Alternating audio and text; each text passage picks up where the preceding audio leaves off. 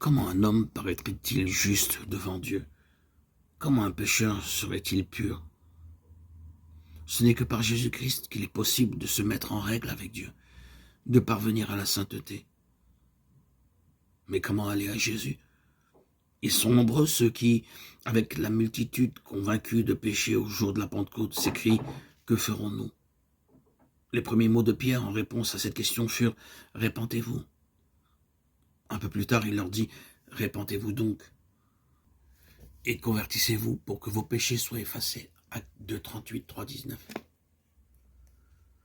La repentance comprend la douleur d'avoir commis le péché et le délaissement de celui-ci. Impossible d'abandonner le péché avant d'en avoir vu la gravité. Point de vrai changement de vie jusqu'à ce que l'on se soit détourné du péché de tout son cœur. Ils sont nombreux ceux qui ne comprennent pas la véritable nature de la repentance. Beaucoup de personnes gémissent sur leur péché et se réforment même extérieurement parce qu'elles craignent les conséquences de leurs mauvaises actions. Ce n'est pas là la repentance dans le sens biblique du terme. C'est redouter la souffrance plutôt que le péché lui-même. Telle fut la douleur d'Ésaü quand il vit qu'il avait perdu à tout jamais son droit d'aînesse. Balaam, terrifié par l'apparition sur son chemin d'un ange armé d'une épée nue, confessa son péché dans la crainte de perdre la vie. Mais il n'y avait pas en lui de repentance véritable, pas de changement de disposition, pas d'horreur du mal. Judas Iscariote, après avoir trahi son Seigneur, s'écria « J'ai péché en livrant le sang innocent » Matthieu 27, 4. Cette confession lui était arrachée par le sentiment terrible de sa condamnation et par la perspective redoutable du jugement de Dieu. Les conséquences de son crime le remplissaient de terreur. Mais il n'éprouvait aucun remords déchirant et sincère d'avoir trahi le Fils de Dieu et renié le Saint d'Israël.